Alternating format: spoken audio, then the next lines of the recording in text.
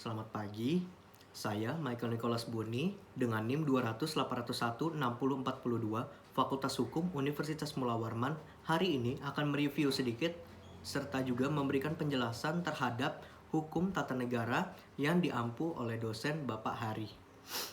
Yang pertama, asas-asas hukum dalam ketatanegaraan. Di dalam hukum tata negara terdapat 5 asas. Yang pertama ialah asas Pancasila. Asas Pancasila merupakan sebuah dasar falsafah negara yang telah diatur di dalam BPU PKI. Sehingga setiap tindakan rakyat serta pemerintahan Indonesia harus sesuai dengan Pancasila yang telah ditetapkan sebagai dasar negara kita, yaitu Pancasila. Selanjutnya, asas negara hukum. Negara hukum merupakan negara yang penyelenggaraan kekuasaan pemerintahannya didasarkan atas hukum. Karena itu, pemerintah dan lembaga-lembaga lain dalam melaksanakan tindakan apapun harus dilandasi oleh hukum dan dapat dipertanggungjawabkan secara hukum. Dengan demikian, di dalam negara hukum tersebut, kekuasaan negara berdasarkan atas hukum, bukan kekuasaan yang belaka, serta pemerintahan negara berdasarkan pada konstitusi negara. Sehingga hal ini menempatkan hukum sebagai hal yang tertinggi di dalam suatu negara tersebut, atau kata lainnya adalah supremasi hukum. Selanjutnya, asas kedaulatan rakyat dan demokrasi. Dalam pasal 1 ayat 2 Undang-Undang Dasar Negara Republik Indonesia tahun 1945 menyatakan bahwa kedaulatan ada di tangan rakyat dan dilaksanakan menurut Undang-Undang Dasar Negara Republik Indonesia tahun 1945. Selain itu, di dalam Piagam Jakarta yang telah ditetapkan pada tanggal 22 Juni tahun 1945 menyatakan bahwa negara Indonesia yang terbentuk dalam suatu susunan negara Republik Indonesia yang berkedaulatan rakyat, di mana dalam hal ini kalimat negara Indonesia yang terbentuk dalam suatu susunan negara Republik Indonesia yang berkedaulatan rakyat dirumuskan menjadi rumusan pembukaan Undang-Undang Dasar 1945. Dalam hal ini rumusan pembukaan Undang-Undang 1945 ini juga terdapat di dalam pasal 1 ayat 2 Undang-Undang Dasar 1945 baik sebelum ataupun sesudah dirubahnya Undang-Undang Dasar pasal di dalam Undang-Undang Dasar 1945. Selanjutnya ialah asas negara kesatuan. Formasi negara kesatuan dideklarasikan saat kemerdekaan oleh para pendiri negara dengan mengklaim seluruh wilayahnya sebagai bagian dari suatu negara. Dalam hal ini, di dalam pasal 1 ayat 1 Undang-Undang Dasar Negara Republik Indonesia tahun 1945 menyatakan bahwa negara Indonesia adalah negara kesatuan yang berbentuk republik. Sehingga dalam hal ini, negara Indonesia merupakan negara yang berbentuk republik yang dimana mempunyai prinsip dasar yaitu memegang tampuk kekuasaan tertinggi atas segenap urusan negara ialah pemerintah pusat tanpa adanya suatu delegasi atau pelimpahan kekuasaan kepada pemerintah daerah dan pemerintahan lokal, sehingga urusan-urusan negara dalam negara kesatuan tetap merupakan suatu kebulatan atau Einheit, dan pemegang kekuasaan tertinggi di negara itu ialah pemerintahan pusat. Dalam konsep negara kesatuan Republik Indonesia, tanggung jawab serta pelaksanaan tugas-tugas pemerintahan pada dasarnya tetap berada di tangan pemerintahan pusat.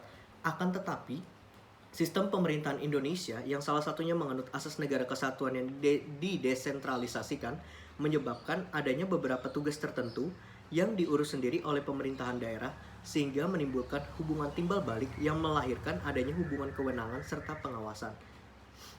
Selanjutnya, kita lanjut ke dalam materi perundang-undangan di Indonesia. Instrumen hukum mengenai peraturan undang-undang di Indonesia ialah yang pertama, Undang-Undang Nomor 1 Tahun 1950 tentang jenis dan bentuk peraturan yang dikeluarkan oleh pemerintah pusat. Yang kedua, ketetapan MPRS Nomor 20/MPRS/1966 tentang Memorandum DPR-GR mengenai sumber hukum Republik Indonesia. Yang ketiga, ketetapan MPR Nomor 3/MPR/tahun 2000 tentang sumber hukum dan tata urutan peraturan perundang-undangan. Yang keempat, Undang-Undang Nomor 10 Tahun 2004 tentang pembentukan peraturan perundang-undangan. Yang kelima, Undang-Undang Nomor 12 Tahun 2011 tentang pembentukan peraturan perundang-undangan. Yang keenam atau yang terakhir ialah Undang-Undang Nomor 15 Tahun 2019. Dalam hal ini, politik hukum pembentukan peraturan perundang-undangan ialah yang pertama, pembentukan peraturan perundang-undangan harus dilakukan dengan partisipatif, transparan, serta demokrasi yang berkeadilan.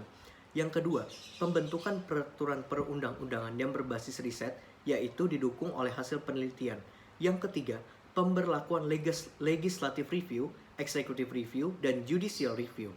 Yang keempat, dalam pembuatan undang-undang dan peraturan daerah yang bermasalah, harus mengedepankan pemenuhan unsur pembentukan per-UUan yang baik, seperti tadi yang telah disebutkan di dalam pemberlakuan legislative review, executive review, dan judicial review. Selanjutnya, saya akan memberikan pengertian mengenai apa itu executive review, legislative review, dan judicial review. Yang pertama, kita mulai dari legislative review. Legislative review adalah suatu evaluasi atau pengujian undang-undang yang dilakukan oleh lembaga legislatif.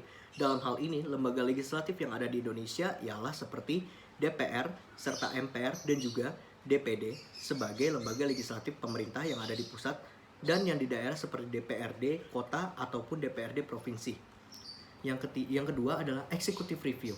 Executive review merupakan sebuah evaluasi terhadap undang-undang dan peraturan perundang-undangan sebagai pelaksanaan perintah undang-undang atau peraturan sebagai pelaksanaan fungsi dan tugas penyelenggara yang dilakukan oleh kekuasaan eksekutif. Dalam hal ini, kekuasaan eksekutif berarti merupakan kepala negara sendiri atau bisa juga disebut sebagai presiden. Dan yang terakhir ialah judicial review. Judicial review adalah evaluasi atau pengujian terhadap produk hukum yang ditetapkan oleh cabang kekuasaan legislatif dan eksekutif yang dilakukan oleh lembaga yudisial. Dalam hal ini, lembaga yudisial yang ada di Indonesia ialah seperti Mahkamah Agung, Mahkamah Konstitusi, dan lain-lain. Selanjutnya, di dalam pembentukan peraturan perundang-undangan terdapat dua asas di dalamnya, yaitu yang pertama, asas pembentukan dan asas materi muatan. Dalam asas pembentukan peraturan perundang-undangan harus memenuhi 7 unsur. Yang pertama ialah kejelasan tujuan, yang kedua, kelembagaan atau lembaga pembentuk yang tepat, yang ketiga, dapat dilaksanakan, yang keempat, kedayagunaan dan kehasilgunaan, yang kelima, kejelasan rumusan, yang keenam, keterbukaan, dan yang terakhir ialah kesesuaian antara jenis hierarki dan materi muatan.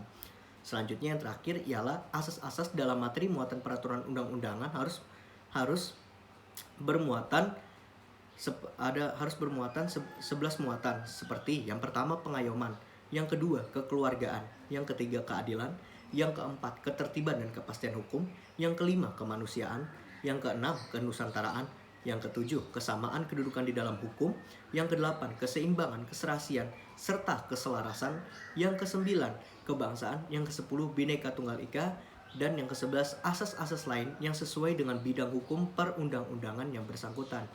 Baiklah, itu saja yang dapat saya sampaikan mengenai review materi hukum tata negara hari ini. Terima kasih, selamat pagi, dan sampai jumpa.